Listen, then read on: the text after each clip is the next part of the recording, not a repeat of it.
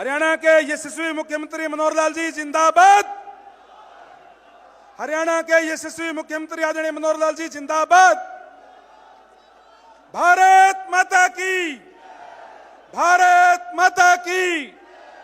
ये तस्वीरें आपने जो देखी ये सीधा सीधा आज हमने लाइव आपको दिखाई है आदमपुर मंडी से, जहां पर अंतिम चरण के अंदर एक अलग ही खेल खेला गया है, जिसके अंदर मुख्यमंत्री मनोहर लाल खट्टर अलग ही अंदाज के अंदर दिखाई दिए। और आज उन्होंने पहली बार कुलदीप बिश्नोई की मां जसवा देवी का हाथ पकड़ा और हाथ पकड़ के उन्हें आगे स्टेज की तरफ भाषण देने के लिए प्रोत्साहित किया। इसके अलावा कुछ अलग ही कसीदे कसते हुए भी नजर आए। मुख्यमंत्री मनोहर लाल खट्टर ने तो स्टेज से ये तक कह दिया कि भाई पहले मतदान फिर भगवान, यानी कि पहले अगर कोई मरने वाला हो तो उससे पहले उसका मतदान करवाइए, उसके बाद भाई अगर उसको जाना हो भगवान के घर तो वो भगवान के घर जा सकता है। इसके अलावा पहले मतदान फिर कन्यादान, किसी के घर के अंदर अगर शादी हो तो पहले वो मतदान करे उसके बाद कन्यादान करके आए। इसके अलावा जो है मुख्यमंत्री खट्टर ने एक बात और कही है कि भाई दुष्यंत चौटाला ने ये बात कही है कि भाई हमने जो है 3C यानी कि क्राइम और करप्शन तो खत्म कर दिया है, लेकिन अब कांग्रेस को खत्म करने की बारी है। तो सुनवाते हैं आपको कि क्या कुछ कहा उन्होंने। बहुत ही सम्मानित आधुनिक हरियाणा के निर्माता, जिनको मैं बहुत सम्मान से विकास पुरुष मैं भी बोलता हूं, आप भी बोलते हैं, हरियाणा के सही मायने में दिलों में राज करने वाले मुख्यमंत्री परम आदरणीय मनोहर लाल जी, यहां पर उपस्थित मेरी माता श्रीमती जसमा देवी जी, बहुत ही कम उम्र में ऊंची से ऊंची बुलंदियों को छूने वाले स्पष्ट वक्ता मेरे मित्र अजय जी के बहुत ही होनहार पुत्र डेप्यूटी चीफ मिनिस्टर आदरणीय दुष्यंत चौटाला जी, यहां पर उपस्थित भाजपा जजपा के उम्मीदवार अजीज भव्य बिश्नोई जी,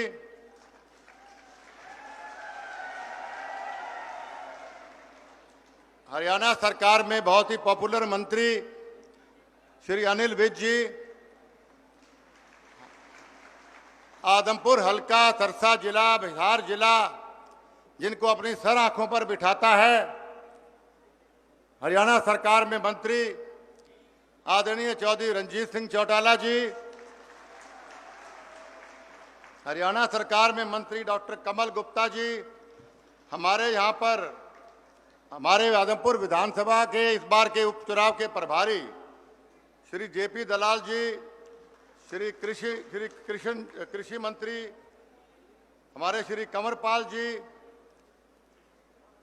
बहुत ही मेहनत कर रहे मेरे बड़े भाई रणबीर गंगवा जी, डॉक्टर बनवारी लाल जी हरियाणा सरकार में मंत्री, जननायक जनता पार्टी के बहुत ही वरिष्ठ नेता एवं प्रधान आदरणीय सरदार निशांत सिंह जी, भाजपा के पूर्व प्रधान श्री सुभाष बराड़ा जी, और बहुत ही मन से हमें आशीर्वाद दे रहे श्री मनीष ग्रोवर जी, श्री अनूप धानक जी, यहाँ विशेष तौर पे हमें आशीर्वाद देने आए, जिनके पिताजी चौधरी ब्रिजेंद्र सिंह का हमेशा मुझ पर आशीर्वाद रहा है, श्री ब्रिजेंद्र सिंह जी, मेरे बहुत पुराने मित्र ओजस्वी वक्ता मेरे भाई कैप्टन अभिमन्यु जी, श्री संजय भाटिया जी, श्री कृष्णलाल पवार जी, जो बहुत ही दिन रात मेहनत कर रहे हैं, यहाँ पर आए सरसा से सांसद श्रीमती सुनीता दुग्गल जी, राज्यसभा सांसद श्री डीपी वत्स जी, बाकी लिस्ट बहुत लंबी हो जाएगी। यहाँ पर उपस्थित सभी सम्मानित विधायकगण, पूर्व विधायकगण, हमारे संघर्ष के साथी जो हमारे 15 जोनों के प्रभारीगण, प्रेस के साहिबान, बुजुर्गों, माताओं, बहनों, नौजवान साथियों, प्यारे बच्चों, सबसे पहले तो इतने जबरदस्त काम के समय में इतनी भारी संख्या में आप यहां पर हम सबको अपना साथ, अपना सहयोग, अपना आशीर्वाद देने जो पधारे हैं, इसके लिए मैं अपनी ओर से मंचासीन सभी नेताओं की ओर से हाथ जोड़ के आपका स्वागत करता हूं, अभिनंदन करता हूं। साथ ही मैं दिल की गहराइयों से आभार व्यक्त करना चाहता हूं हरियाणा, आधुनिक हरियाणा के निर्माता हमारे मुख्यमंत्री आदरणीय श्री मनोहर लाल खट्टर जी का, जो स्वयं या समय निकाल के आपको और हम सबको आशीर्वाद देने पधारे हैं। मैं धन्यवाद देना चाहता हूं आदरणीय उप मुख्यमंत्री श्री दुष्यंत चौटाला जी को, वो भी विशेष तौर पे आपको आशीर्वाद देने यहां पर पधारे हैं। साथियों, ये चुनाव का अंतिम चरण है और अंतिम चरण मैं समझता हूं सबसे महत्वपूर्ण चरण होता है। जैसे हम कोई दौड़ में कई 500 मीटर की, 1000 मीटर की दौड़ होती है, उस दौड़ में सब सारे धीरे धीरे भागते रहते हैं, लेकिन जब अंतिम वाला दौर आता है, अंतिम वाला राउंड आता है या अंतिम चरण आता है, उस चरण में जो सबसे तेज भागता है, सबसे मेहनत करता है, वो गोल्ड मेडल लेके जाता है। तो साथियों, ये अंतिम चरण चुनाव का है, लेकिन सबसे महत्वपूर्ण चरण। अभी हमारे पास 2 दिन और 2 रातें बची हैं, इसलिए साथियों हमें ढीला नहीं पड़ना। आमतौर पे आप सोच लेते हैं कि चुनाव तो हम जीते पड़े हैं। निसंदेह चुनाव हम जीते पड़े और बहुत बड़े मार्जिन से जीते पड़े हैं, लेकिन वोट डालोगे और डलवाओगे तो मार्जिन बड़ा आएगा, वरना नहीं आएगा। आप सब सर्वगुण संपन्न हैं। 4 उपचुनाव आपने पहले जीते हैं, कठिन से कठिन परिस्थितियों में आपने जीते हैं, इसलिए आप बहुत मंजे हुए खिलाड़ी हैं। आपको अगर मैं कोई सीख दूं तो सूरज को दिया दिखाने वाली बात है।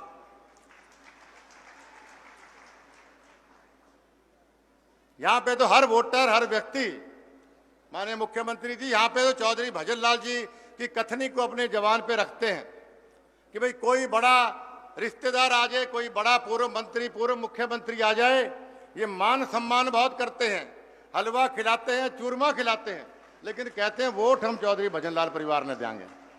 ये बात है कि नहीं भाई, बताओ।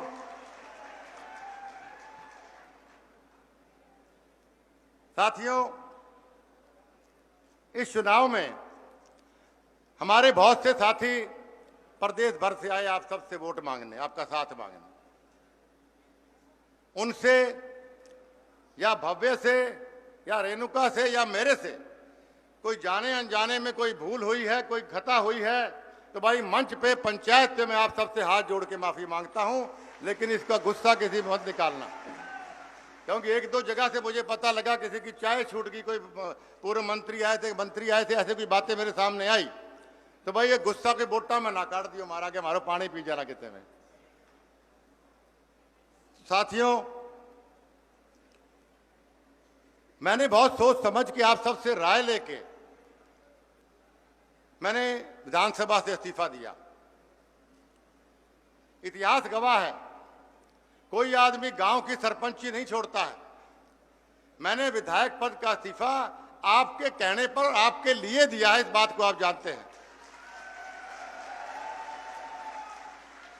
तो साथियों, मेरी कुर्बानियों को आशीर्वाद देना, मैंने इस्तीफा इसलिए दिया कि मैं माननीय नरेंद्र मोदी जी की नीतियों से प्रभावित था। मैंने इस्तीफा इसलिए दिया कि मैं माननीय मनोहर लाल जी की कार्यशैली से प्रभावित था।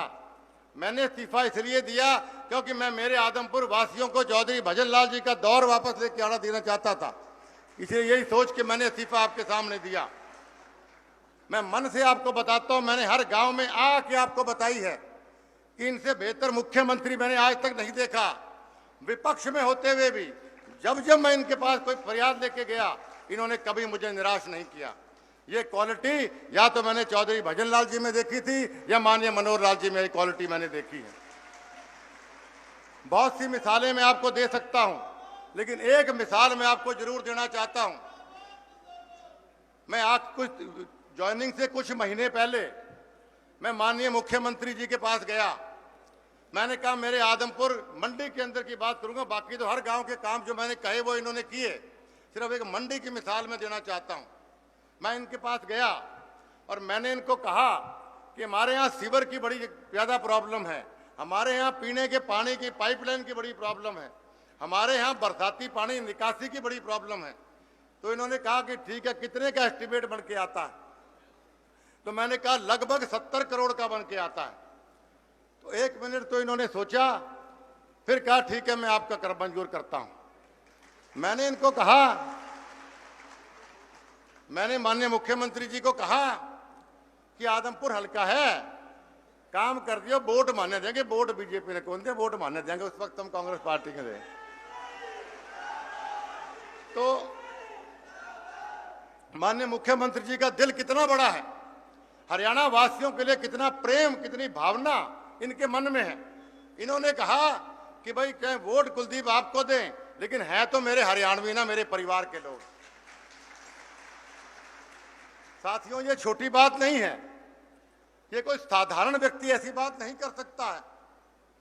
जिस व्यक्ति का दिल बड़ा हो, जिस व्यक्ति के दिल में आपके लिए प्यार हो, आपके लिए स्नेह हो, हरियाणा वासियों के लिए, वही व्यक्ति ये बात सोच सकता है। मैं इनको बधाई देता हूं। मैंने माननीय दुष्यंत चौटाला जी को फोन किया, इनको मैंने कहा मेरे आदमपुर मंडी की सड़कें बड़ी टूटी पड़ी हैं, आपका महकमा है, आपका हमारा राजनीतिक चाहे अलग पार्टी में चुनाव लड़े दूसरे के सामने, लेकिन हमारा पारिवारिक रिश्ता है। मैं उस पारिवारिक रिश्ते के नाते मैं आपसे प्रार्थना करता हूं कि हमें कुछ बजट आप आदमपुर मंडी के लिए दीजिए। मैंने बजट कम मांगा, लेकिन माननीय दुष्यंत चौटाला जी ने 29 करोड़ 32 लाख का बजट हमारी मंजूर किया सड़कें गलियों का आदमपुर मंडी के अंदर। ये भी कोई साधारण बात नहीं। तो साथियों, इतना बढ़िया पार्टी, इतना बढ़िया गठबंधन और ऐसा माहौल, यहाँ पे जो लोग काम करने में विश्वास करते हैं, जो भेदभाव नहीं रखते हैं, इसलिए इस पार्टी में जाना मैं समझता हूं मेरे जीवन का सबसे बेहतरीन, सबसे बढ़िया फैसला। फैसले तो पहले ही मैंने बढ़िया करे, याद आ गई बात भाषण देते देते, लेकिन थे मन बड़ी जल्दी मन गाल काटन लग जाओ, सारी बीमारी बहुत ज्यादा है। हमने जब बीएसपी का और हमारा गठबंधन हुआ, हजका का और बीएसपी का, तब सब लोगों ने कहा यहाँ पे क्या कमाल का फैसला है कुलदीप, आपने लठी काट दिए। जब गठबंधन टूटा तब आपने कहा कुलदीप ने तो राजनीति को नहीं की जरूरत करण की। फिर हमारा बीजेपी से गठबंधन हुआ, तब आपने कहा कि भाई क्या कमाल का फैसला है, कुलदीप से बढ़िया कोई नेता नहीं हो सकता दिमाग वाला। फिर किसी कारण से गठबंधन टूट गया, फिर आप कह रहे कुलदीप की जरूरत करण की, थान तो पॉलिटिक्स करनी को नहीं आवे। तो इस पे एक मुझे छोटी सी कहानी याद आ गई। एक बार एक राजस्थान में एक आदमी की गाड़ी खराब होगी बिल्कुल टिब्बों में जाके, और वो वहां पे ढूंढता रहा कई घंटे, मई जून का महीना, पसीनों से तरबतर, और वो ढूंढता घूमता फिरता रहा। तो एक दूर एक छोटा सा मकान उसको नजर आया। तो रेगिस्तान पे चलता हुआ मकान पे घंटी बजाता रहा, तो बहुत देर तक कोई आया नहीं। उसने कहा देखो क्या एक जमाना होता था, अतिथि परम भव देवो भव, और अब कोई आदमी आ नहीं रहे, कितने घटिया लोग हैं। तो तभी एक आदमी ने दरवाजा खोला, उसने कहा जी मैं माफी चाहूंगा, मैं नहा रहा था इसलिए मेरे घर में कोई और था नहीं, मैं खोलता हूँ। तो बंदा कहा देखो कितना बढ़िया आदमी है, मुझसे माफी मांग रहा है, मैं तो जाने ही को नहीं मने। फिर उसने कहा जी आप आइए अंदर बैठो, पंखा चलाया उसने, और उसने कहा कि भाई आप बैठिए, मैं आपके लिए पानी लेके आता हूँ। तो उसने कहा कितना बढ़िया अतिथि देवो भव निभा रहा है, कितना बढ़िया आदमी है। तो वो आदमी चला गया पानी लेने, वो 15 मिनट 10 मिनट आया नहीं, तो उसको गाड़ी निकालने लग गया, मन में थाड़ डड़ा कि कितना बेकार आदमी, पानी को पूछने गया, पानी दे ना ही पावा रही बढ़िया, झूठ बोल रहे पूछो, ये बेकार आदमी को नहीं कोई। तभी वो आदमी लेके आता है अपने हाथ में एक गिलास, और वो कहता है जी मैंने सोचा आप इतनी गर्मी में आए हो तो पानी क्या मैं आपको सिकंजी दे देता हूँ। उन्होंने कहा देखो कि तो बड़ी आदमी है, पानी को क्यों सिकंजी ले रहा है तो। फिर उसने घूंट मारी सिकंजी के, तो सिकंजी फीकी। तो कहता कितो घटिया आदमी है, गर्म पानी ले जाओ, चीनी कौन गाती के अंदर। तो उस आदमी ने कहा कि मेरे हाथ में चीनी थी, फाका था उसके। उसने कहा कि मुझे नहीं पता था, मैं सोचा था आपके शुगर है कि नहीं है, इसलिए मैंने गाती को नहीं, तो लो पी लो, बोलो कि तो बड़ी आदमी है। तो थारी बा बीमारी है, फैसले सही गलत बड़ी जल्दी करने लग जाते हो, आप विश्वास रखा करो हमारे ऊपर। तो साथियों, इससे पहले मैं आपको कह रहा था कि इस इलाके में मैं माननीय मुख्यमंत्री जी को बताना चाहता हूं कि इस इलाके में लोग नाराज जरूर हो सकते हैं, चौधरी भजनलाल जी से भी कई बार नाराज होया करते थे। मैं छोटा या वोट मांगने आता था तो पिताजी से भी लोग नाराज होया करते थे। वो नाराजगी मेरे से हो सकती है, लेकिन खिलाफत नहीं हो सकती। जो नाराज तो भाई भाई से और बाप बेटे से भी हो जाता है, लेकिन खिलाफ दुश्मन से होता है। और चौधरी भजनलाल का परिवार कभी आदमपुर हल्के का दुश्मन नहीं हो सकता। इस बात को आप लोग सब जानते हैं। 2019 की बात बताता हूं मैं आप सबको, माननीय मुख्यमंत्री को। 2019 में मैं चलो नाम नहीं लूंगा, अच्छा कौन लगा है, एक परिवार के मुझे पता लगा हमारे नाराज हो रहे हैं बहुत ज्यादा, तो मैं चला गया उनके पास। मैं जाके, वो 85 साल के करीब उम्र थी उनकी, तो मैंने जाकर कहा जी मैं कोई नाराजगी होगी तो मैंने माफ कर दो, मैं वोट मांगन आया सारा हूँ। तो पिताजी का साथी पुराना पूरा गरम, बोलो तने वोट दू ही कोनी मैं की हालत में। बोलो बोलो भजनलाल मेरे ब्याह में आयो, भजनलाल मेरे छोरे के ब्याह में आयो, भजनलाल मेरी छोरी के ब्याह में आयो, और तू मेरी पोती के ब्याह में कोनी आयो, मैं तने वोट दू ही कोनी की हालत में। तो मैं आधा घंटा पौना घंटा मैं उनको मनाता रहा, नहीं मानने। पहली बार हुआ इतिहास में कि आदमपुर हल्के में मैं या पिताजी या हमारा परिवार किसी घर गया है, वो सुना दे फिर मान जाए हमारी बात, वो माने नहीं। लेकिन मेरा दिल नहीं मानना मेरा, मैंने कहा वोट दे ही हो हर हालत में। तो मैं पोलिंग हो गई, पोलिंग के बाद शाम को मैं उनके घर गया। मैं कहा देखो श्री हाल के रिटोडर। मैंने कहा अंकल जी आपका तो अब हो गया गुस्सा ठंडा अगली बार। तो बोलो कुलदीप मैं सोच के गया था कि मैं वोट दूं ही कोनी कुलदीप ने अब की बार, लेकिन जब मशीन पे बटन मेरी आंगली की ओर कहानी गई कोनी की हालत में। अब मेरे दिमाग में ये रहा कि भाई मेरे गले से, कि मेरे हाथ से चौधरी भजनलाल परिवार की नस कौन बांट सकूं मैं। तो इस प्रकार की भावना मैंने किसी हल्के में नहीं देखी। मैंने भिवानी से भी लोकसभा का चुनाव जीता, पिताजी ने फरीदाबाद से लोकसभा जीता, करनाल से जीता, हमने हिसार से जीता, लेकिन इस प्रकार का अपनापन और प्यार मैंने लोगों के मन में नहीं देखा। रेणुका की सहेलियां कुछ गांव में घूम रही थी एक जगह, वो लोग इतना मंडी में गया बाजार में, इतनी नाराज मेरे से, इतना नाराज वो दुकानदार, तो ये समझाने लगी रेणुका की सहेलियां कि नहीं नहीं थारो परिवार है, वोट कुलदीप ने दियो। बोलो आपको किसने कहा कि मैं वोट नहीं दूंगा उसको, वोट कुलदीप नहीं दूंगा, वे नहीं दूंगा मैं, लेकिन मैं नाराज हूं इनसे पूरा। तो यहाँ लोग नाराज हो सकते हैं, यहाँ लोग खिलाफ नहीं हो सकते। तो साथियों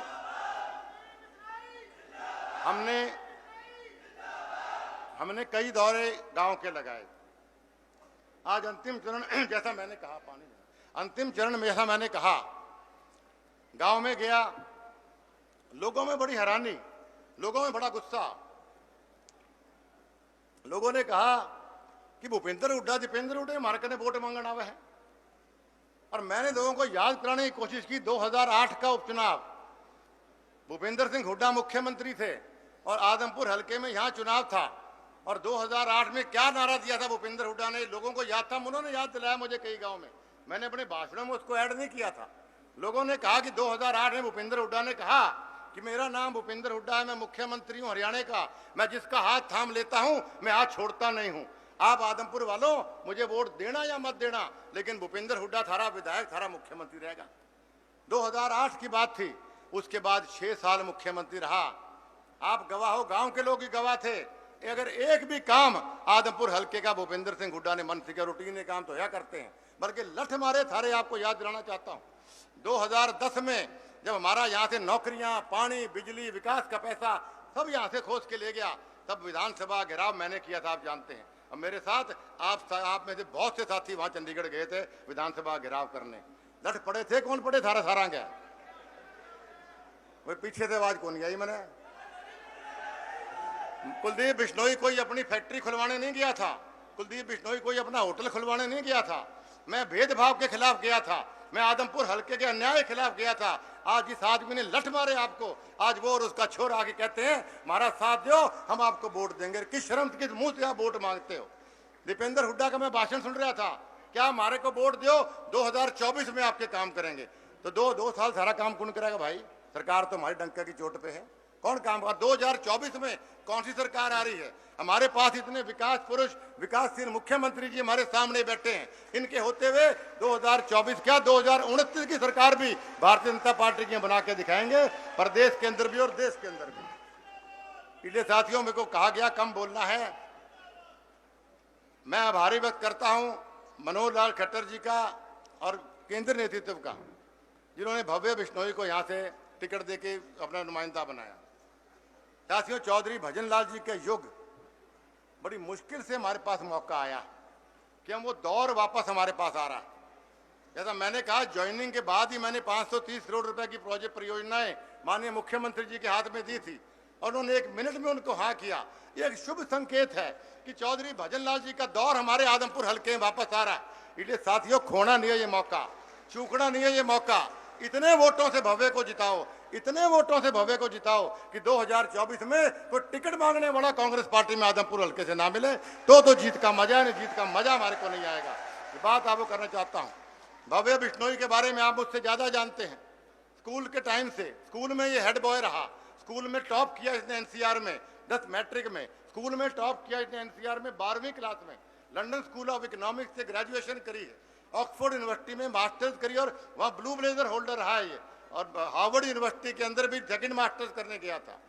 पिताजी के नाम पे भजन ग्लोबल इम्पैक्ट फाउंडेशन भव्य चला रहा। पिछले कोरोना काल में 60 लाख से ज्यादा परिवारों को भव्य ने मुफ्त खाना और मुफ्त दवाइयाँ पूरे हिंदुस्तान भर में बांटी। ये कोई छोटी बात नहीं, आप जानते हैं। हर साल एक परिवार के एक बच्चे को ये विदेश में पढ़ने के लिए फ्री भेजता है। 11 हिंदुस्तानी और विदेशी सामाजिक संस्थाओं से जुड़ा हुआ है। किसी का उप प्रधान है, किसी का स्पोक्स पर्सन, जनरल सेक्रेटरी, सामाजिक लड़का है, पढ़ा लिखा लड़का है। और कितना काचा सोना छोरा थाने दिया, थाना हल्के के अंदर थाना और के जी खूबसूरत है, हैंडसम है, सारा इतना बढ़िया छोरा थाना आपके इलाके के अंदर आपको मिलने आ रहा है। इसलिए साथियों, इन लोगों से घबराना नहीं। मुझे आज सुबह कोई आदमी मिला, बोला जेपी गुंडागर्दी कर सका है। मैं बोलो जी, मार चौधरी भजनलाल परिवार से ज्यादा शरीफ नहीं दुनिया में, लेकिन कोई गुंडागर्दी करेगा तो सारा गुंडा मारा नीची नीची है। सब परवाह ना करियो किसी बात की आप लोग। और जयप्रकाश तो वैसे भी यहाँ कोई लश्कर लड़ने को नहीं है, तो रुपया कमान आयो है। इसलिए साथियों, आप सबसे मेरी हाथ जोड़ के पुनः प्रार्थना कि बहुत मुश्किल से फिर दोहरा रहा हूं मैं, हमारे पास मौका आया है कि हम एक अपना घर, अपना परिवार हम दोबारा सशक्त और मजबूत करें। आने वाली 3 तारीख को हम भव्य काम को। पहले मुझे बताओ, वोट कौन सी तारीख को पढ़ रहे हैं और मशीन पे नंबर कौन सा है हमारा, और ये भजनलाल जी की पीढ़ी कौन सी है? तो तीसरी पीढ़ी, 3 तारीख, तीसरा बटन कामयाब करिए। आपका बहुत बहुत धन्यवाद। नमस्कार, जय हिंद। भारत माता के, भारत माता के। अपना टारगेट चंडीगढ़ है। भारत माता के।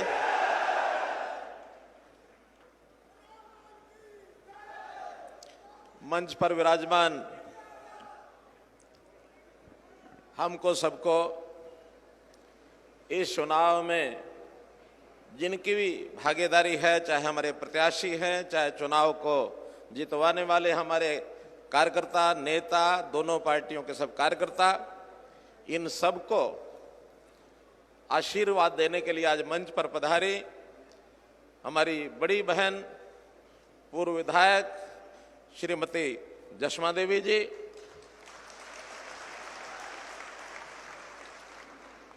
हरियाणा सरकार में मेरे साथ deputy chief minister Shri Dushyant Chautala जी,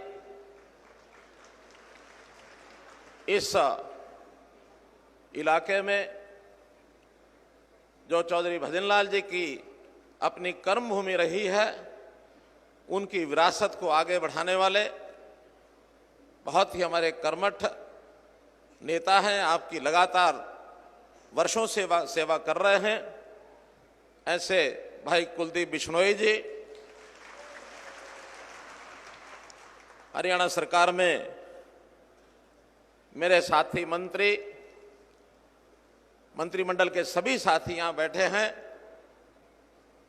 मुख्य रूप से हमारे गृह मंत्री, स्वास्थ्य मंत्री श्री अनिल विज जी, हमारे कृषि मंत्री जेपी दलाल जी, हमारे power minister Chaudhary Ranjit Singh ji,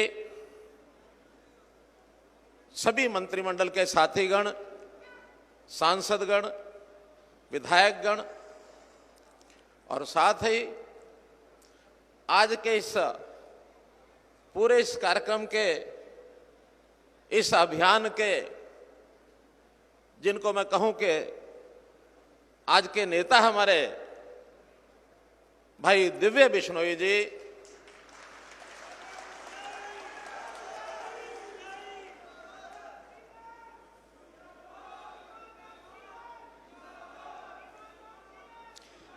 Bharatiya Janata party, जननायक जनता पार्टी, सभी हमारे मंचासीन और सामने बैठे नेतागण, कार्यकर्तागण, और आज मैं इस पूरे चुनाव अभियान में दूसरी पार्टियों को छोड़ करके बहुत से नेता, बहुत से कार्यकर्ता उन पार्टियों के जिन्होंने इस अभियान में अपना सहयोग देने के लिए हमें ज्वाइन किया है, ऐसे शामिल होने वाले सभी बंधुगण, उपस्थित बुजुर्गों, नौजवान साथियों, माताओं, बहनों, पत्रकार, छायाकार मित्रों, आज एक विशेष दिन है और विशेष दिन इस नाते से मैं दो महत्वपूर्ण जो घटनाक्रम आज के दिन हैं, पहला तो जैसा सब हमारे पूर्व वक्ताओं ने अपने को शुभकामनाएं दी, बधाई दी, वो है हरियाणा का 57वां स्थापना दिवस। हरियाणा बने 56 साल हो गए हैं। 56 साल पूर्व हमारे कुछ बुजुर्ग यहां बैठे होंगे, जब हरियाणा बना था 1966 में, उस समय की उनको संभाल होगी। बहुत सी शंकाएं व्यक्त की जा रही थी कि हरियाणा पता नहीं इसका अस्तित्व बना रहेगा कि वापस खत्म हो जाएगा, ये अपनी आर्थिक स्थिति को कैसे संभालेंगे, ये अपने लोगों को काम को रोजगार कैसे दे पाएंगे। यहां दक्षिण हरियाणा में तो बिल्कुल कोई घास भी उगता नहीं है, पानी पहुंचता नहीं है, उद्योग नाम की कोई चीज नहीं है, शिक्षा के संस्थान भी बहुत कम थे, रोजगार भी कम थे। लेकिन आज का हरियाणा, मैं दावे से कह सकता हूं कि आज देश भर के जितने प्रांत हैं, सब प्रांतों में हमारा स्थान नंबर 1 पर, नंबर 2 पर दर्ज होता है। इसी प्रकार दूसरा अवसर भी आज बहुत पवित्र दिन है। आज गोपाष्टमी का दिन है। गौ माता की हम पूजा करते हैं आज के दिन। मुझे भी आज प्रातःकाल हमारे डॉक्टर कमल गुप्ता जी ने महाराजा अग्रसेन जी की भूमि अग्रोहा में जो गौशाला है, वहां पर गौ माता की पूजा कराने का मुझे अवसर मिला। मैं इनका भी धन्यवादी हूं। और आज देश की जितनी हमारी आस्थाएं हैं, जितने हमारे ऐसे प्रतीक हैं, उनके प्रति जो श्रद्धा है, उस नाते से इस काम को हम बरकरार रखें ताकि हमारे जीवन में अच्छे विचारों का आदान प्रदान होता रहे। मित्रों, महत्वपूर्ण विषय अगला जो है वो है हमारे इस चुनाव का आज प्रचार अभियान का आखिरी दिन। आज 1 तारीख है, 3 तारीख को चुनाव होने वाला है। चुनाव प्रारंभ होने में अब मात्र 42-43 घंटे बचे हैं। उल्टी गिनती शुरू हो गई है। और इस समय ये जो संदेश है यहां से, इस मंच से आप सब लोगों को, सभी वक्ताओं ने, सभी नेताओं ने जो आपको दिया है, हमको इस बचे हुए 42 घंटे में हर घर में वो संदेश पहुंचाना है। क्योंकि ये आखिरी चोट है। जब कहते हैं ना कि लोहा लोहार, लोहार लोहे पर चोट मारता रहता है, 50 चोट 100 चोट लग गई, लेकिन आखिर लोहा कटता तो आखिरी चोट पर है। आखिरी चोट का मतलब ये नहीं कि पहले वाली चोट का महत्व नहीं है, उनका अपना महत्व होता है, लेकिन जो आखिरी समय होता है वो बहुत सावधानी का होता है और उस सावधानी के समय हमको आगे बढ़ना होता है। तो ये जो है अवसर, ये केवल एक चुनाव नहीं है, इसको एक मौका करके हम लोगों को अपने सामने रखना एक विशेष मौका है, विशेष अवसर है। ये सारे प्रदेश का, देश का चुनाव नहीं है। केवल हमारी जो 90 विधानसभाओं में से केवल एक विधानसभा का ये बाई इलेक्शन है, और ये बाई इलेक्शन भी 2 साल के लिए है। और ये बाई इलेक्शन उन लोगों के बीच में है जो लोग 26 साल से वनवास में बैठे हैं। सत्ता का वनवास से बाहर निकले आप लोगों को 26 साल हो गए हैं।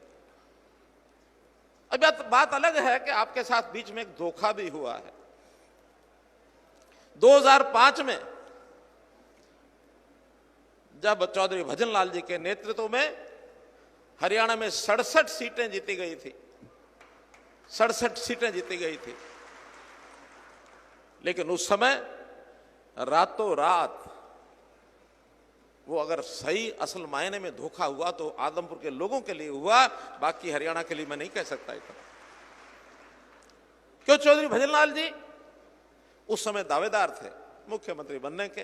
रातों रात षड्यंत्र रचा गया, और जिन्होंने षड्यंत्र रचा आज वो आपके बीच में हैं, आए हैं, झोली पसार रहे हैं, मांग रहे हैं। किस मुंह से मांग रहे हैं वो वोट की भीख? उनको कोई हक नहीं है। जिस जनता से उन्होंने धोखा किया हुआ है उस जनता को अब वो फिर से रंग बदलते हुए यहां भेष बदल करके जो आए हैं, ये आपको पहचानना होगा, यहां बैठे सब लोगों को पहचानना होगा। और जो यहां का वोटर है, जो आज घर में होगा, हमारा रिश्तेदार होगा, हमारा पड़ोसी होगा, हमारा भाई होगा, या दूर आस पास के गांव का व्यक्ति होगा, सबको यह संदेश पहुंचाना है कि ये मौका है, ये मौका है हिसाब किताब चुकता करने का। तो मित्रों, जैसा मैंने बताया, 2 साल का ये चुनाव है, 2 साल के लिए है। मैं तो इतना ही कह सकता हूं कि 26 साल से सत्ता आपसे दूर रही, लेकिन इस 2 साल की निश्चित भागीदारी का जिम्मेवारी ये मैं लेता हूं। आप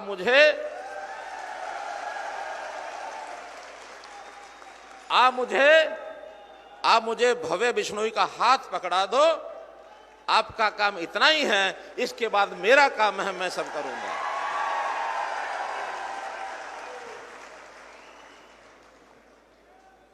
मित्रों, हम लोग पिछले 8 वर्ष से इस प्रदेश की सेवा कर रहे हैं, इस प्रदेश की सेवा कर रहे हैं। पहले दिन से 2014 में हमने जो संकल्प लिए थे, 2014 से जो संकल्प लिए थे, उन संकल्पों को लगातार हम पूरा कर रहे हैं। कांग्रेस ने जो इस प्रदेश में वातावरण खड़ा किया था, उसने क्राइम का वातावरण बनाया, करप्शन का वातावरण बनाया और कास्टिस्ट पॉलिटिक्स का वातावरण बनाया। मैं इसको कहता हूं 3 सी के साथ हमारी लड़ाई है, और इन 3 सी ने अगर पैदा किया, वो भी चौथी सी थी, वो सी थी कांग्रेस। वो कांग्रेस थी। कांग्रेस ने भ्रष्टाचार की गंगा बहाई। यहां क्या क्या घोटाले नहीं हुए, न केवल प्रदेश में बल्कि केंद्र में भी। केंद्र की भी इनकी जो सरकारें थी वो भी जिस प्रकार से चलती थी, यानी ऐसा कहा जाए कि एक परिवार उस समय से लगातार चीजों को अपने इर्द गिर्द घुमा रहा है। वो अपने हाथ से बाहर चीजों को जाने ही नहीं देता। कभी भी मान लो कोई अवसर आ जाए, कोई आदमी सिर ऊंचा करके और उनकी पार्टी में थोड़ा दाएं बाएं हट करके कुछ हक अपना प्राप्त करने लग जाए, तो कैसे कैसे खेल खेलते हैं। मैं आपको 1969 की एक बात बताता हूं, छोटी नहीं, देश की बड़ी घटना में से। तो कांग्रेस शासन करती थी, लगातार कर रही थी, और कांग्रेस हमेशा अपने किसी ना किसी व्यक्ति को राष्ट्रपति उपराष्ट्रपति के चुनाव में खड़ा करके बनवाती थी। 1969 में उनकी पार्टी में सिंडिकेट ने एक फैसला किया कि नीलम संजीवा रेड्डी जो है राष्ट्रपति के कैंडिडेट होंगे।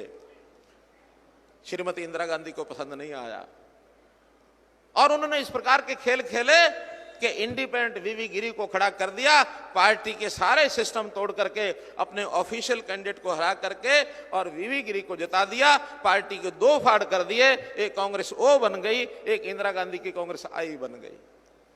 इस प्रकार के खेल वो केंद्र में भी खेलते रहे हैं। तो मित्रों, भाइयों बहनों, वहां सिद्धांत की कोई चर्चा नहीं है, सिद्धांतों का कोई पक्ष रखने वाला नहीं होता है। उनके सामने देश नहीं है, जनता नहीं है, केवल अपना घर सामने होता है। और एक तरफ भारतीय जनता पार्टी अपने सिद्धांतों पर कितना खरी उतरती है। देश की आजादी के बाद श्यामा प्रसाद मुखर्जी जनसंघ के में उस समय राष्ट्रीय अध्यक्ष थे, यहां से यात्रा लेकर के जम्मू कश्मीर के लिए गए थे कि जम्मू कश्मीर का जो विशेष दर्जा है ये नहीं वहां से चलने देंगे। उनका अलग प्रधान होता था, अलग संविधान होता था, अलग निशान होता था, अलग प्रधान, अलग निशान, अलग संविधान नहीं चलने देंगे। और उस समय श्यामा प्रसाद मुखर्जी ने अपना जीवन का उस समय बलिदान दे दिया था, उनकी हत्या कर दी गई थी वहां। एक विषय तो उस समय पूर्ण हो गया था कि हमारा जो प्रधान जो है, देश का प्रधान, वो एक हो जाएगा, राष्ट्रपति एक हो जाएगा, लेकिन निशान अलग अलग रखे, संविधान भी अलग रखा। आज नरेंद्र मोदी जी ने इतने वर्षों के बाद उस विशेष दर्जा को समाप्त करके धारा 370 और 35(a) को, संविधान की धाराओं को, और निष्प्रभावी कर दिया आज उस विषय का। और हमने से एक बन करके सूत्र देश के साथ अखंडता का यह काम किया। मैं सिद्धांतों की बात बता रहा हूं। भारतीय जनता पार्टी शुरू से आज तक सिद्धांतों पर काम करती है और वहां सिर्फ निजी स्वार्थ से काम होते हैं। निजी स्वार्थ वाली पार्टी पनप नहीं सकती। आज पूरे देश से, मोदी जी ने ठीक कहा था, कांग्रेस मुक्त भारत। अब कांग्रेस मुक्त भारत लगभग हो गया है। एक सरकार इनकी राजस्थान में बची है, एक छत्तीसगढ़ में बची है। राजस्थान में भी सरकार हिंडकोले खा रही है, हिचोले खा रही है। पता नहीं बचेगी कि नहीं बचेगी। अगर इनको कुछ बचाना ही है तो पहले राजस्थान की सरकार को बता लें, फिर ये जो सपने देख रहे हैं, ये सपने इनको बाद में देखने चाहिए। अब यहां बचा कुछ नहीं है हरियाणा में इनका, लेकिन फिर भी दो ही लोग हैं, दो नेता इनके, एक पिता एक पुत्र, लगे हुए हैं लगातार कि शायद कुछ मिल जाए, शायद कुछ मिल जाए। इनकी पार्टी के नेता इनको साथ ही नहीं दे रहे हैं। पार्टी में बिखरे हुए चल रहे हैं। ना कुमारी शैलजा इनके पास आ रही है, ना सुरजेवाला इनका सहयोग कर रहे हैं, ना किरण चौधरी यहां आ रही है। कोई नेता तो नहीं आ रहा है। क्यों? क्योंकि सिर्फ दो आदमियों की पार्टी रह गई है। और दो आदमी जब पार्टी के नाते से आगे बढ़ने लगे, अपने कैंडिडेट को जब छाड़ने के लिए निकले, इस इलाके में इनको कैंडिडेट नहीं मिला कोई। जिसके ऊपर हाथ रखते थे वही नीचे से खिसक जाता था, नहीं मुझे चुनाव नहीं लड़ना है, मुझे चुनाव नहीं लड़ना है। आखिर करके एक फ्यूज्ड बल्ब को जैसे लाया जाता इंपोर्ट करके, इस प्रकार से ले आए हैं। हम लोगों ने भी आपके सहारे तय किया है कि एक नेता इनके जींद में आए थे इसी प्रकार इंपोर्ट होकर के, हमने उनको पैक करके कैथल भेज दिया था। वो भी ये बाई इलेक्शन था। और इस बाई इलेक्शन में फिर से कैथल के एक और को लेके आए हैं। आप सब मिल करके संकल्प करो कि इनको भी पैक करके 6 तारीख को रास्ता कैथल का दिखा देंगे। क्योंकि ये जो कैंडिडेट यहां आया है, इसके मन में भी कोई आपके बारे में अच्छा विचार नहीं है। हमेशा आप लोगों को ये गालियां देता रहा है, चुनाव के समय हो या इससे पहले हो, तरह तरह के शब्दों की गालियां दी है। मैं शब्द वो दोहरा भी नहीं सकता, आपको पता होगा। इस क्षेत्र के लोगों को गालियां दी हैं, और केवल यहां के क्षेत्र के गालियां दी होती अलग बात है। जब 2014 में इनको टिकट नहीं मिली थी तो इन्होंने भूपेंद्र सिंह हुड्डा को भी कितनी मनमन की गालियां दी थी कि इन्होंने मेरे साथ धोखा किया है।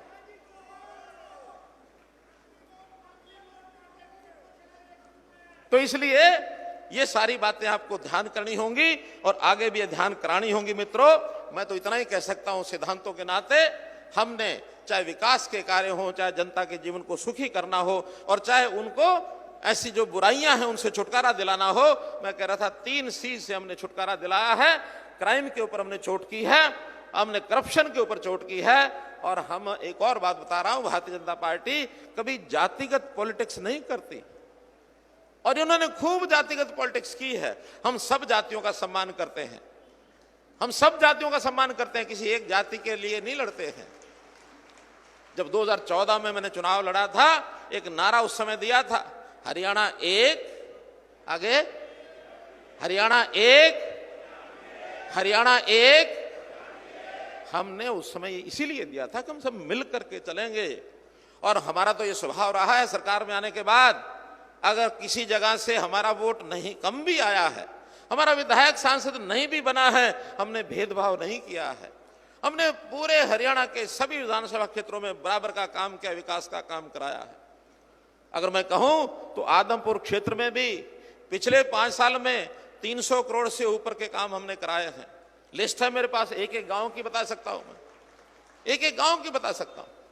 और इस बार अभी क्योंकि कोविड आ गया था, कोविड में 2 साल हमारा काम बहुत ढीला रहा, मुझे मालूम है, लेकिन फिर भी मैं आपके नेता कुलदीप बिश्नोई जी का, इनके जज्बे का सम्मान करता हूं। जज्बा कितना है,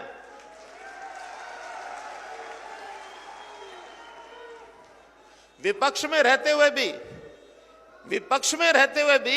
ये आते थे, काम की लिस्ट लेके आते थे, बैठ जाते थे, सीएम साहब ये काम मुझे जरूर कराना है, मुझे अपनी जनता के लिए यहां से काम करा के ले जाना है। हम भी कहते हैं आप जो काम बताओ सारे काम करा दें।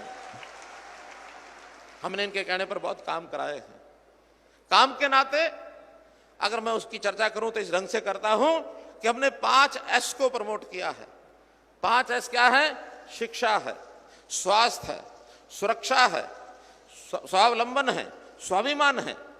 इन 5 चीजों के ऊपर आधारित होकर के हमने जनता की सेवा की है। और ये 5 काम अगर ठीक से चलते रहे, इनके प्रोग्राम ठीक चलते रहे, इनके प्रोजेक्ट ठीक चलते रहे, तो निश्चित रूप से विकास भी होगा और जनता को सुख भी मिलेगा, जनता आगे भी बढ़ेगी। हाँ, इन 5 को आगे बढ़ाने के लिए एक S और बहुत जरूरी है, और वो S क्या है? वो है सुशासन, गुड गवर्नेंस। हमने ठीक 25 दिसंबर 2014 को सुशासन दिवस मनाया था, और उस सुशासन दिवस पर IT के प्रयोग तरह तरह के करके हमने आगे काम चलाए शुरू किए थे। आपको ध्यान होगा या नहीं होगा, लेकिन उसका लाभ जरूर उठाया होगा हर किसी ने। हमने देखा कि जनता यहां से दौड़ी दौड़ी पहुंचती है, अपने वाहन लेकर के, बस में जाकर के, ट्रेन में जाकर के, चंडीगढ़ मंत्रियों के घरों में, सीएम के घर में डेरे लगा के बैठे रहते हैं, भीड़ लगी रहती है, 3-3 दिन तो बैठे रहते हैं। काम कभी होता है, कभी नहीं होता, कभी सुनाई होती है, नहीं होती है। अध्यापक का ट्रांसफर करा के लेके आए, घर पहुंचे तो ट्रांसफर कैंसिल हो गया, फिर दौड़ पड़े। ये सिलसिले हमने देखे हैं। हमने कहा इनकी आवश्यकता नहीं है। सबसे पहले ग्रीवेंस, लोगों की कष्ट, कठिनाइयां, समस्याएं, इसकी शिकायत करनी है तो सीएम विंडो पर कर दो, आपको आने की जरूरत नहीं है। आपका काम होकर के आपके घर पता लग जाएगा ये काम आपका हो गया। 12 लाख सीएम विंडो के अंदर हमने काम किए हैं लोगों के अब तक, 12 लाख। अगर ये 12 लाख यहां से चंडीगढ़ आना जाना रखते तो हर तरह का नुकसान था। समय इनका लगता, पैसा इनका लगता, परेशानी इनको होती। अध्यापक हमारे ट्रांसफर के लिए दौड़े रहते थे। हमने सभी ट्रांसफर को कहा कोई आने की जरूरत नहीं है, हम एक ऑनलाइन पॉलिसी बना देंगे, आपसे पूछ लेंगे कहां जाना चाहते हैं, सीनियरिटी के आधार के ऊपर उनको भेज दिया जाता है, कहीं किसी को जाना नहीं पड़ता है। आप बताइए, अध्यापकों को ट्रांसफर के लिए अब कहीं भागदौड़ करनी पड़ती है? कहीं करनी पड़ती है? नहीं करनी पड़ती है। अब जब विषय आया लोगों को रोजगार देने का, रोजगार के लिए भी हमने पहले भी पर्याप्त काम किए हैं। मैं इसमें अगर एक एक क्रम बताता हूं तो जैसे शिक्षा की बात कही है, शिक्षा में पूरे हरियाणा में हमने मैपिंग कराई कि कोई छात्रा 20 किलोमीटर से दूर पढ़ाई के लिए उसको, बल्कि 10 किलोमीटर के दूर 20 किलोमीटर दायरे में एक स्कूल होगा, ताकि कोई भी बेटी बच्ची हमारी 10 किलोमीटर से ज्यादा उसको ट्रेवल न करना पड़े। जब मुझे पता लगा कि आदमपुर क्षेत्र में भी यहां लड़कियों का कॉलेज नहीं है, केवल एक आदमपुर में कॉलेज है और कहीं नहीं है, बालसमंद के अंदर हमने कॉलेज घोषित किया और वहां का कॉलेज स्कूल शुरू हो गया है। बिल्डिंग उसकी बनने वाली है और वो जल्दी उसकी बिल्डिंग बन जाएगी। कितने स्कूल अपग्रेड हमने किए। अध्यापकों की भर्ती चल रही है। निश्चित रूप से अध्यापकों की कमी एक देखी गई, क्योंकि तरह तरह की भर्तियां कांग्रेस के टाइम के ऊपर वो खारिज होती रही। कोर्ट ने कभी किसी कारण से खारिज कर दी, किसी कारण से खारिज कर दी। अभी भी एक भर्ती जेबीटी की सुप्रीम कोर्ट में जाके, और वो जाके हमने उसको क्लियर कराया है। हम उनको क्लियर कराने के लिए लगे हुए हैं। इनकी पीटीआई की भर्ती यानी वो कैंसिल हो गई, इनके आर्ट्स एंड क्राफ्ट्स के टीचर उनकी कैंसिल हो गई। कितनी भर्तियां कैंसिल हुई, लेकिन हमने इन 8 साल में जितनी भर्तियां की हैं, एक भी भर्ती रद्द नहीं हुई है, एक भी भर्ती रद्द नहीं हुई है। और अभी ग्रुप डी की भर्तियां 2 दिन के बाद, 3 दिन के बाद उसकी परीक्षा सीईटी होने वाली है 5 और 6 तारीख को। 11 लाख विद्यार्थी परीक्षा देने वाले हैं, जिसमें से कम 40,000 से के लगभग ये बच्चे उसमें सिलेक्ट होने वाले हैं। तो इसलिए हम सीधा सीधा मेरिट के ऊपर सबको नौकरियां देते हैं। इस इलाके में भी हमें किसी ने सिफारिश नहीं की तो भी 600 से ऊपर नौजवानों को भर्तियां आदमपुर के अंदर हुई है। मित्रों, गरीबों की भर्तियां, मुझे 2 यहाँ के परिवार मिले, उनकी बेटियां सब इंस्पेक्टर बन गई हैं, उनकी बेटियां सब इंस्पेक्टर बन गई हैं। और जिसकी जानकारी जो मुझे दी गई है उसमें अगर कुल मिलाकर 2 लड़कियां यहां मुझे बताया गया था कि सब इंस्पेक्टर बनी हैं, गरीब परिवार की। तो इस प्रकार से हम स्वावलंबन का काम करते हैं, हम लोग उनकी सुरक्षा का काम, सुरक्षा के नाते से हमारे रक्षा मंत्री हैं, बहुत बारीकी से नाकों में दम किया हुआ है जो अपराधी लोग हैं और जो इस प्रकार के और गलत काम करने वाले, नशा बेचने वाले, ऐसे लोगों को और कहीं ठहरने की जगह नहीं है। उनकी जान जो है उनकी नाभि में होती है, नाभि क्या उनकी प्रॉपर्टी होती है, उनका आर्थिक गोलमोल धंधा होता है, उसको पकड़ करके उनको बाहर किया है। अब सब हाथ खड़े करके और भाग रहे हैं कि हरियाणा में हम नहीं रुकेंगे। तो मित्रों, सुरक्षा, स्वाभिमान, स्वावलंबन, हमारा आदमी वो स्वाभिमानी भी है, उसके मन में कुछ काम करके अपने आप को आगे बढ़ा के खुशी बहुत मिलती है। स्पोर्ट्स पर्सन, अब स्पोर्ट्स का काम यहाँ गांव-गांव में हमारे यहाँ स्टेडियम बने हैं, खेल खिलाड़ी बने हैं, मेडल मिलते हैं, मेडल के बाद उनको नौकरी मिलती है, उनको बहुत एक प्रकार से जो उनकी राशि है वो पर्याप्त मिलती है। मैं केवल इसलिए गिना रहा हूँ कि विकास के काम की बात अगर कोई की जाए तो उसको भी हम लोगों को देखना चाहिए कि जितना काम विकास भले विपक्ष में यानी यहाँ के विधायक हमारे थे, हमने उस समय किया है, और जब सत्ता में शामिल हो जाएंगे तो इस आदमपुर के इलाके को जो काम चौधरी भजनलाल जी ने अपने समय किया था, आप तुरंत फिर याद करेंगे कि हाँ, भव्य बिश्नोई जो है उस समय के कामों को देखते हुए आज भी उससे ज्यादा काम होंगे। ये 2 साल में आपको हम दिखा देंगे, इसका ध्यान रखें। एक बात और मुझे करनी है कि एक दुहाई देते हैं ये अनुसूचित जाति के लोगों की। मेरा कहना है कि अनुसूचित जाति का प्यार आज दिखा रहे हैं। बताइए ना, आपने अशोक तंवर के साथ क्या किया? आपको प्रदेश का अध्यक्ष था, आज ये कह रहे हैं कि हमारा प्रदेश का अध्यक्ष है, लेकिन प्रदेश अध्यक्ष अशोक तंवर भी था, प्रदेश अध्यक्ष आपकी शैलजा भी थी। आपको प्रदेश अध्यक्ष जाति के हिसाब से प्यारा नहीं है, आपको वो आदमी प्यारा है जो आपकी जेब में आ जाए, जो जेब में नहीं बैठा है वो आपका प्यारा नहीं है। इसलिए ये भूल से भी इस बात को हमने कहीं भी अपने नजदीक नहीं लगने देना। हमारे यहाँ जाति पाति का कोई नाम नहीं है, हमारे एक से एक कार्यकर्ता उसी ऊंचे स्थान पर बैठते हैं जिस ऊंचे स्थान के ऊपर बाकी सब लोग बैठते हैं। देश की राष्ट्रपति इस समय जनजाति की है। आज तक जनजाति से कोई राष्ट्रपति नहीं बना, महिला तो बनी ही नहीं कभी। पहली बार जनजाति की महिला ये राष्ट्रपति पद को सुशोभित कर रही है। उससे नीचे तो कोई ऐसा आंका जा सकता कोई जाति के हिसाब से व्यक्ति। तो इसलिए मित्रों, योग्यता के हिसाब से व्यक्तियों को हम जांच करके आगे लाते हैं, जिसकी सहायता की जाती है उसकी सहायता हम करते हैं। मेरा तो इतना ही निवेदन है कि अब ये जो डूबता जहाज है कांग्रेस का, एक सहारा थोड़ा लगा दो, निकालने में नहीं, डुबोने में। और अब तो भाई कांग्रेस कहां बची है? कांग्रेस बची भी नहीं है। जब आदमपुर में चौधरी भजनलाल जी को विरासत को मालिक मारे कने इत आ गयो तो कांग्रेस कितनी रही है? कितने रहेगी कांग्रेस? कितने रही? नहीं रही है।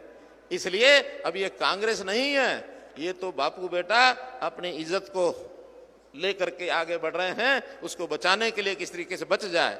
अब यहां केंद्र में भी इनका स्थान नहीं रहा है। अभी नई जो इनकी कार्यकारिणी बनी है उस कार्य समिति में से भी इन दोनों को निकाल करके बाहर कर दिया है, दोनों को बाहर कर दिया है। उनको पता लग गया है कि किस प्रकार से कहां होगा। और जहां तक अनुसूचित जाति के नाते से कितने इनके कांड, अब ये मिर्चपुर कांड तो इसी जिले का है ना, इसी जिले का है ना, और अनुसूचित जाति के खिलाफ ही है, हिसार जिला मिर्चपुर। आज अब आकर के हमने उनके आवास की व्यवस्था ये डंडूर गांव की जमीन पर उनको बसाया है कि भाई प्लाट ले लो, आके बस जाओ। सालों से टेंट लगा कर वहां बैठे थे। तो एक एक चीज को इनको हम संभाल रहे हैं। तो मित्रों, किसी भी बहकावे में आना नहीं। दो दिन बाकी बचे हैं, किसी प्रकार के बहकावे में आना नहीं तो इस बहकावे के नाम से कुछ ना कुछ बोलते रहते हैं। कभी कहते हैं राम रमी करते हैं, कभी कुछ करते हैं।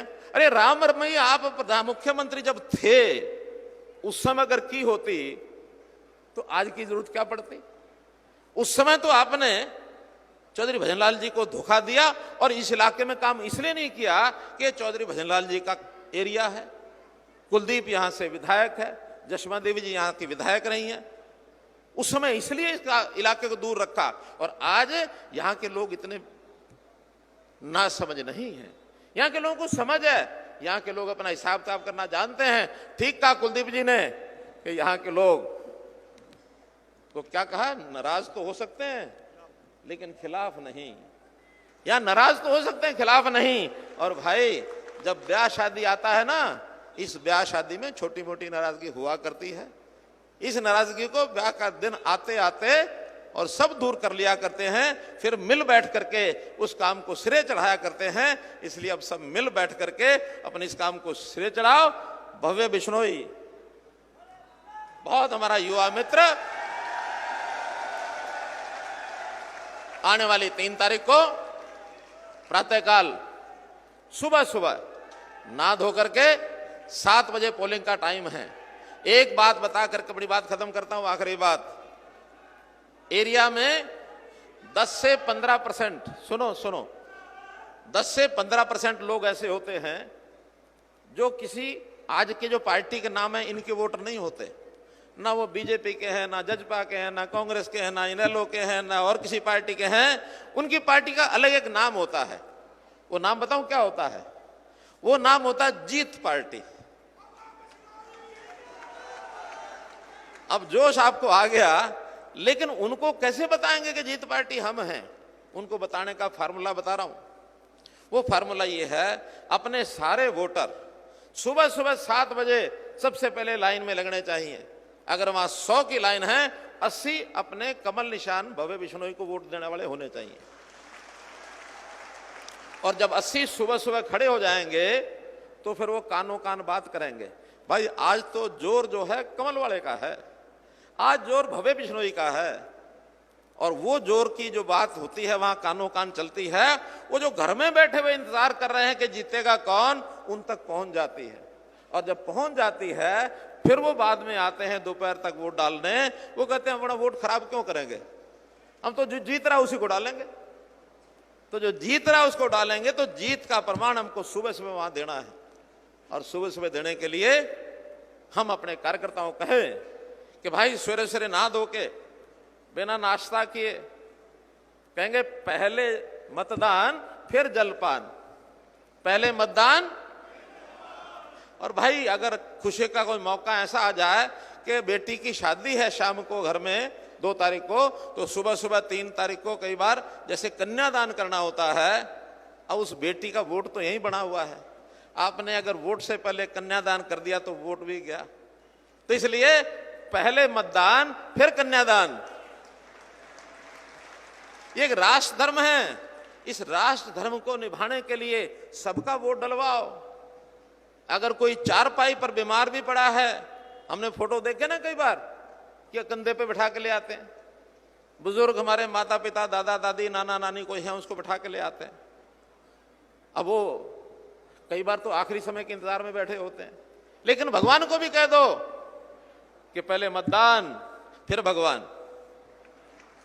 मैं उनकी आयु की लंबी कामना करता हूं सबकी, लेकिन राष्ट्र धर्म सबसे बड़ा धर्म है। इसलिए आप लोग ईमानदारी से, और जो काम करने वाले लोग आपके सामने दिख रहे हैं, एक लक्ष्य के लिए काम कर रहे हैं, जन सेवा, प्रदेश सेवा, देश सेवा, ऐसे लोगों के लिए वोट डाल करके अपना, अपने पड़ोसियों का, मित्र का, यार दोस्त का, सबका वोट डलवाएं। भारी मतों से भाई भव्य बिश्नोई को जिताएं। बहुत बहुत धन्यवाद।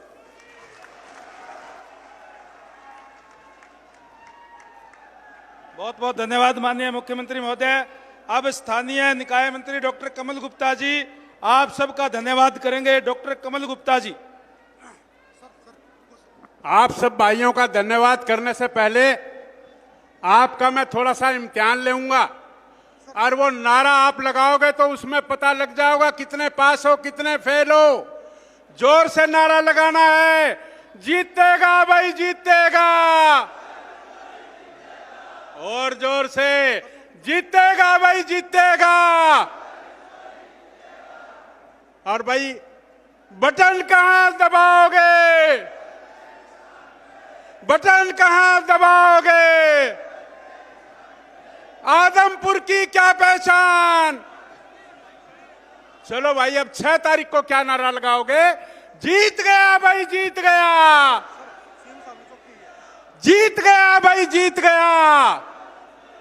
और भाई आप सबका धन्यवाद, सारे पास, फर्स्ट डिवीजन में सारे पास, मुख्यमंत्री जी का, उप मुख्यमंत्री जी का, सभी मंत्रीगण का, सभी विधायकगण का और पूरी जनता जनार्दन का, आप सबका बहुत बहुत धन्यवाद, बहुत बहुत आभार। 3 तारीख को भूल मत जाना, 6 तारीख को फिर मिलेंगे, जीत की खुशी में फिर मिलेंगे। आप सबका धन्यवाद।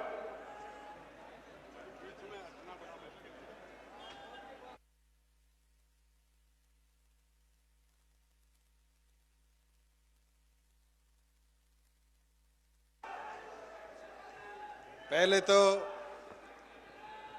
आप सबको 97वें हरियाणा दिवस की बहुत बहुत शुभकामनाएं। 1966 में आज ही के दिन हमारे उन नेताओं ने जिस सोच के साथ ये हिंदी भाषी क्षेत्र बनाया, मैं मानता हूं कि 57 साल के सफर में ये प्रदेश इस देश के अग्रणी राज्यों में से एक बना। मंच पर विराजमान प्रदेश के मुख्यमंत्री मनोहर लाल जी, बहुत ही आदरणीय जसमा देवी जी, हमारे बीच में मौजूद जननायक जनता पार्टी के प्रदेश अध्यक्ष सरदार निशांत सिंह जी, कुलदीप बिश्नोई जी, मंच पर विराजमान कैबिनेट में हमारे साथ अनिल विज जी, जेपी दलाल जी, चौधरी रंजीत सिंह जी, बनवारी लाल जी, अनूप जी, मंच पर बैठे प्रदेश भर के सांसदगण, विधायकगण, सम्मानित दोनों संगठनों के पदाधिकारीगण, मेरा छोटा भाई और आप सबका लाडला, आपका भावी विधायक भाई भवे जी, और आदमपुर हल्के के मेरे बुजुर्गों, मेरी माताएं, बहनें, युवा साथी और खास तौर पर नाना नानियों, मामा मामियों, आदमपुर का एक रिश्ता मेरे साथ भी बेहद करीबी है और निरंतर आप सब ने उस रिश्ते को मजबूत करने का काम किया। और मैं तो अभी आते आते देख रहा था कैप्टन अभिमन्यु जी भी बैठे हैं, इनका भी रिश्ता आदमपुर के साथ बराबर का ही है। और मैं तो उम्मीद करूंगा कि जिस प्रकार से आज आदमपुर ने एक मन बना रखा है, उस ताकत को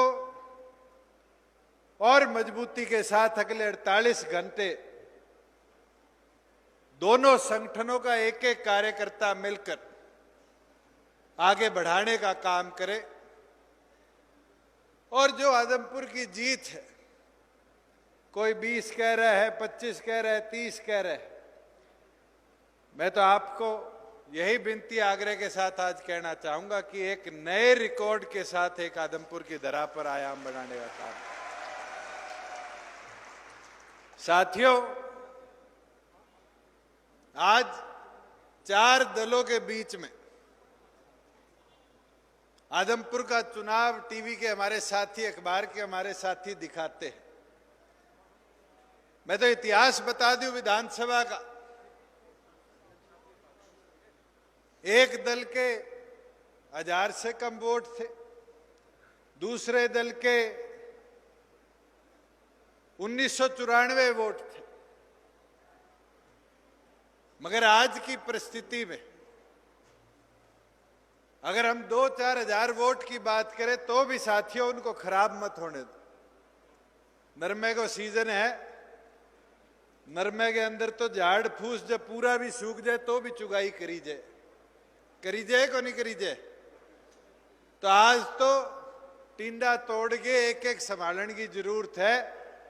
जाओगा एक एक वोट ने पकड़ोगा तो मैं गारंटी दूं कि भव्य ने थे रिकॉर्ड वोटाओं जिताकर अपनो विधायक बनाओ। साथियों, एक और सुनहरा अवसर है। कल ही मैं याद कर रहा था, विजेंद्र जी बैठे हैं। आज से 3-3.5 साल पहले मैंने, भव्य ने, विजेंद्र जी ने, तीनों ने लोकसभा का चुनाव लड़ा। विजेंद्र जी जीत के लोकसभा में चले गए। 6 महीने बाद मैं जीत के उचाना से विधानसभा में चला गया। साथियों, भव्य पीछे रह गया था, ये मौका इसको भी मिल गया। इसको भी साथ के साथ विधानसभा में भेजने का काम किया। साथियों, मैं एक चीज जरूर बोलूंगा। कांग्रेस के साथी कह रहे हैं, मैं अखबार पढ़ रहा था, भूपेंद्र हुड्डा जी का कल रात का बयान है कि सरकार की नींव हिला देंगे। 3 साल पहले कहने लगे थे 15 दिन में सरकार की नींव हिला दूंगा। फिर कहने लगे 6 महीने में सरकार की नींव हिला दूंगा। फिर कहने लगे साल में तो सरकार गिर देंगे। किसान आंदोलन में कहने लगे सरकार गिर गई। आज हमने 3 साल 28 तारीख को पूरे करे और इन 3 सालों में एक ही सोच के साथ आगे बढ़ने का काम किया है कि प्रदेश को प्रगति के पथ पर कैसे ले जाया जाए, प्रदेश के अंदर उन्नति, प्रदेश के अंदर निवेश कैसे आए और प्रदेश को और मॉडर्नाइज कैसे किया जाए। साथियों, आज आप उठाकर देखो, आदमपुर शहर में 3 रेलवे फाटक थे। आज तीनों के ऊपर केंद्र से हमने इन सालों में मंजूरियां करवाई। भादरावाड़ा चालू हो गया, दड़ोली वाला बन रहा है और मंडी का अंडरपास जैसे ही दोनों फ्लाईओवर कंप्लीट होंगे उसको हम शुरू कर देंगे। 6 महीने में उसको भी कंप्लीट कराने का काम। आज बात समझ से हिसार चले जाओ, वहां फ्लाईओवर बन रहा है। ये प्रगति है। निवेश बहुत होता है, मगर इस सोच के साथ कि निवेश से हरियाणा की जनता की प्रगति हो, इस सोच के साथ आपकी सरकार ने काम किया। साथियों, आज मंडी में बैठे मैं भी सीएम साहब को कह रहा था, प्रोक्योरमेंट पीक पर है। आज चाहे दाल की हो, चाहे वो नरमे की हो, चाहे वो जीरी की हो, किसान 2-2, 3-3 दिन मंडी में सोया करता था जब जाकर फसल उगती थी। मेरे को वो दिन भी याद है, आज से 5-6 साल पहले इसी किनारे में मंडी के कई आड़तियों ने धरना चलाया।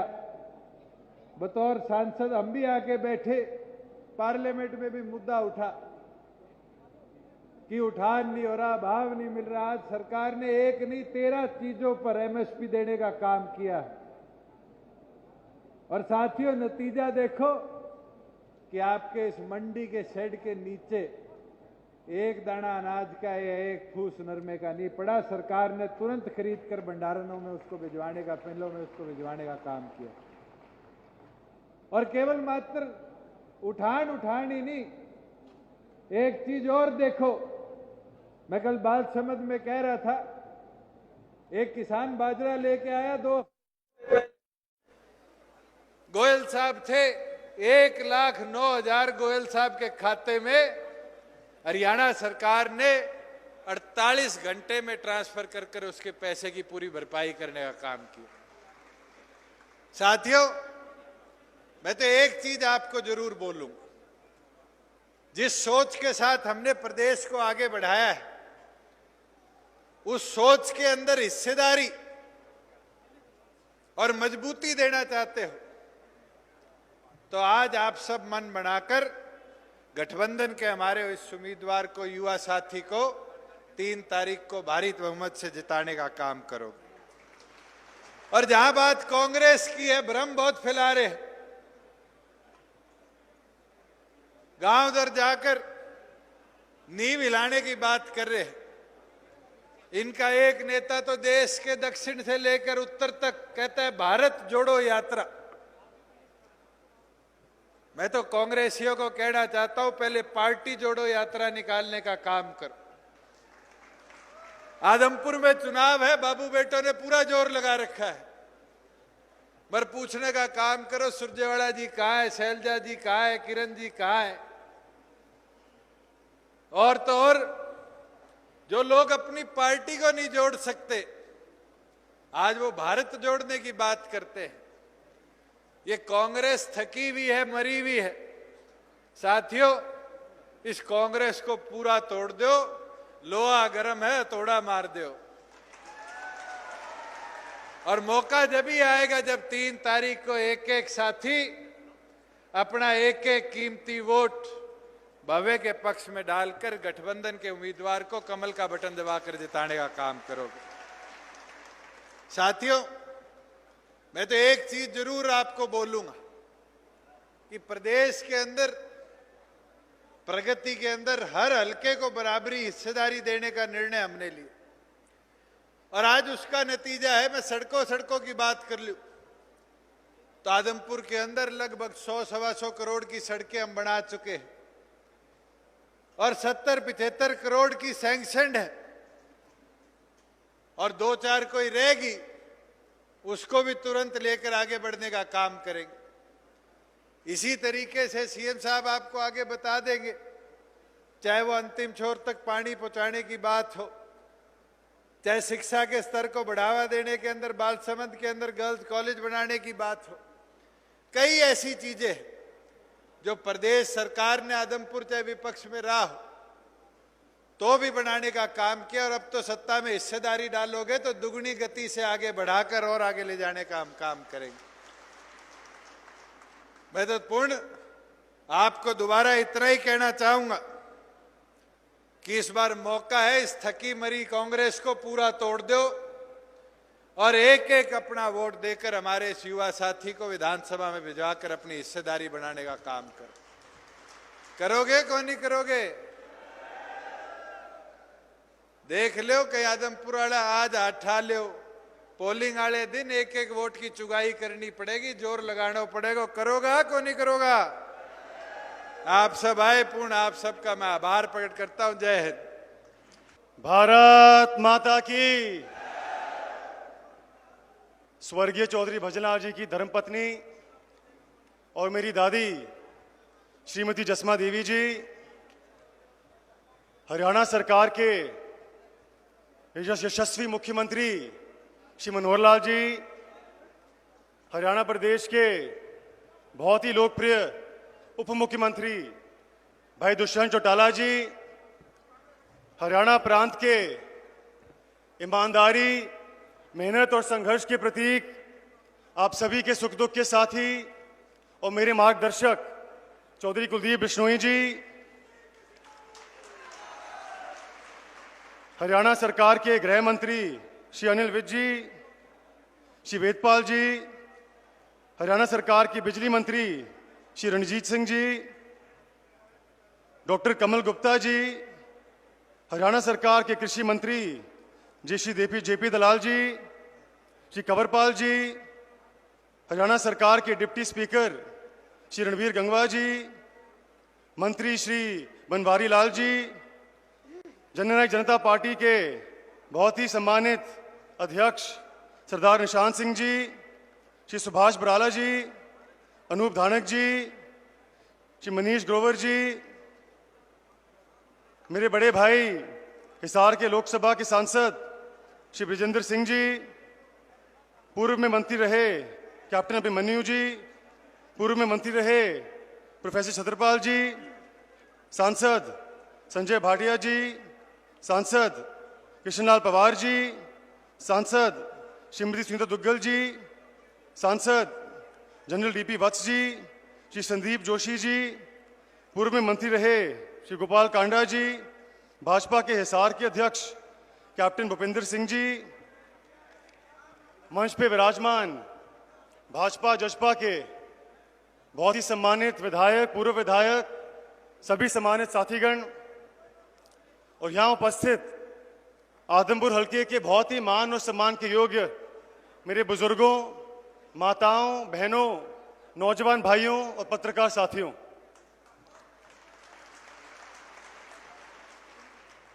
योग पुरुष स्वर्गीय चौधरी भजनलाल जी की चरणों में नमन करता हूं और हरियाणा दिवस के शुभ अवसर पर विकास पुरुष श्री मनोहर लाल जी का आदमपुर की पवित्र धरा में पधारने पर स्वागत करता हूं, धन्यवाद करता हूं। मनोहर लाल जी की रहनुमाई में आज हमारा प्रदेश उन्नति और प्रगति की ओर तेजी से दौड़ रहा है। तो ऐसे में जो आज आप हमारे बीच आए हैं, मुझे और हम सभी को आशीर्वाद देने के लिए इससे ज्यादा खुशी और गौरव का माहौल और अवसर हमारे लिए नहीं हो सकता। मैं आभारी हूं मनोहर लाल जी का, जिन्होंने मुझे इस लायक समझा कि मैं आदमपुर की महान जनता का विकास कर सकूं, आपकी सेवा कर सकूं। और मैं आपको विश्वास दिलाता हूं कि मैं मनोहर लाल जी की और आप सभी की अपेक्षाओं पर खरा उतरने का हर प्रयास करूंगा। मैं आभारी हूं भाई दुष्यंत चौटाला जी का, जिन्होंने कल बालसमंद आकर और आज यहां पहुंचकर गठबंधन का धर्म निभाया है और हमारे चुनाव को मजबूती दिलाने का काम किया है। मैं आभारी हूं भाजपा जसपा के तमाम कार्यकर्ताओं का, पदाधिकारियों का और नेताओं का, जिन्होंने इस पूरे चुनाव में अपने अथक परिश्रम के माध्यम से अपनी भूमिका, अपनी जिम्मेदारी को निभाने का काम किया है। मैं आभारी हूं आदमपुर के मेरे परिवार का, जिन्होंने इस पूरे चुनाव में अपना अपार स्नेह और आशीर्वाद मुझ पर बनाए रखा है। साथियों, आपका प्यार, आपका आशीर्वाद मेरी असली पूंजी है। आपका हमेशा आभारी रहूंगा। इस चुनाव के दौरान यदि मुझसे जाने अनजाने में कोई भूल चूक हुई या किसी भावनाओं को ठेस पहुंचा, तो इस भरी सभा में मैं हाथ जोड़कर क्षमा भी चाहता हूं।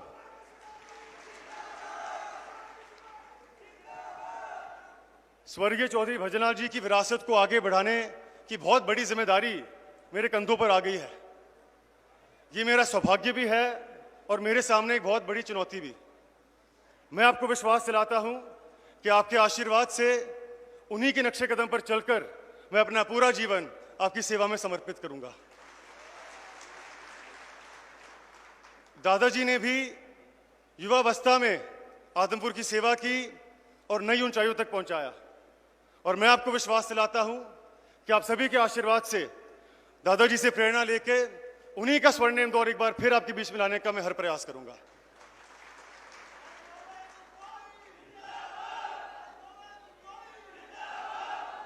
साथियों, आदमपुर आपका और हमारा घर है और आज कुछ बाहरी और गलत लोग हमारे घर में प्रवेश करके इसको तोड़ने का प्रयास कर रहे हैं।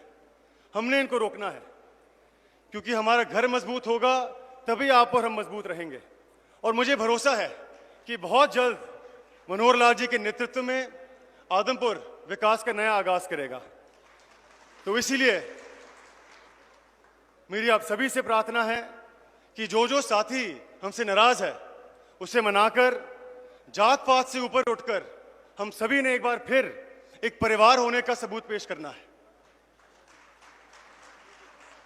आशा, उम्मीद और अपेक्षा करता हूं कि आने वाले 3 नवंबर को आप कमल के सामने वाला बटन दबाकर आदमपुर की उन्नति और प्रगति के लिए मुझे आशीर्वाद देंगे, ताकि हम सभी साथ मिलकर स्वर्गीय चौधरी भजनलाल जी का स्वर्णिम दौर एक बार फिर आदमपुर में ला सकेंगे। और मुझे उम्मीद ही नहीं बल्कि भरोसा है कि आने वाली 6 नवंबर को आप और हम साथ मिलकर एक बहुत ही ऐतिहासिक जीत आदमपुर में दर्ज करके मनोहर लाल जी की झोली में डालने का काम करेंगे।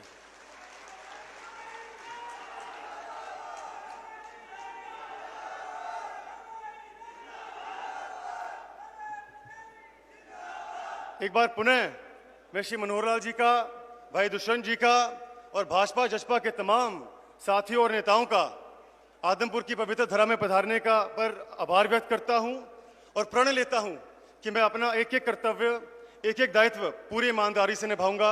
आप सभी का बहुत बहुत धन्यवाद। जय हिंद, जय आदमपुर। श्याम जी पोटैटो चिप्स, वो भी कई सारे डिलीशियस फ्लेवर्स के साथ। बस खाते जाओ और खाते ही जाओ। श्याम जी के डिलीशियस एंड टेस्ट। अपना सामान MRP पर नहीं, डिस्काउंट पर लो। और हिसार में डिस्काउंट कहाँ मिल रहा है ये जानो सेलट्रेंडिंग.com पर। विजिट सेलट्रेंडिंग.com। पहले कंपेयर करो फिर